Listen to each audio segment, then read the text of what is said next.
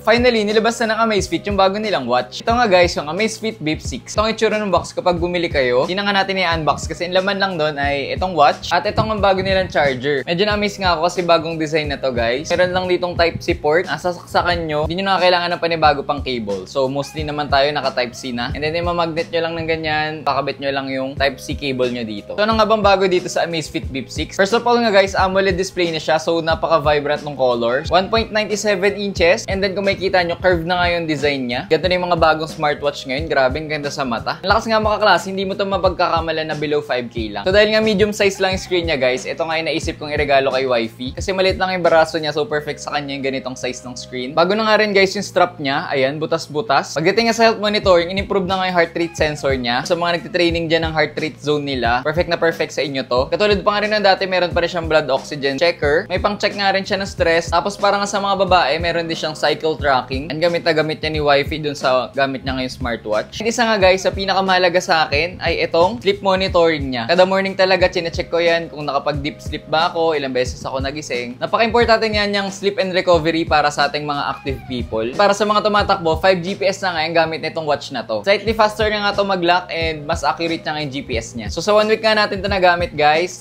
Gamit ko na to sa badminton, sa weight training, tsaka sa running. So far naman wala akong naging problem sa GPS sa pagtakbo ko. Ito nga yung gamit ko sa 15K ko sa Bridgetown ng isang araw. So kung ano nga yung effort ko, yun din yung heart rate ko. Nasa zone 2 area nga tayo mostly. Ilalagay ko na lang dyan screenshot nung Strava natin. And sa badminton naman guys, dahil mahaba ang session natin doon, parang 5 to 10% nga lang inabawas nun. Masabi nga rin natin goods yung battery nito. Ayos nga rin na-track nitong watch yung heart rate ko. Same nga rin doon sa weight training. So bago ko makalimutan guys, nakaka-track din to na steps. Ginamit ko nga rin pala to sa hiking. Medyo nakakapagod talaga nun kasi habang lakaran. Tatanungin nyo ako guys kung better ba to sa Amazfit Bip 5. User din kasi ako guys ng Amazfit Bip 5 for a year na rin. Sobrang layo ng feeling niya kasi sobrang lakas talaga maka-premium guys nung curve design tapos nung AMOLED. Hindi ko pa nga to pinalitan ng watch face kasi goods na talaga yung stock niya. Other than that nga guys, kung i-compare natin siya sa heart rate, sa GPS, slightly better to. And for me, mas smooth nga yung UI at yung software nitong Amazfit Bip 6 compare sa 5. So sa mga naghahanap nga saan makakabili nitong watch na to, check nyo lang dyan sa yellow basket ko sa baba at yung first comment ko, ililink ko na lang din.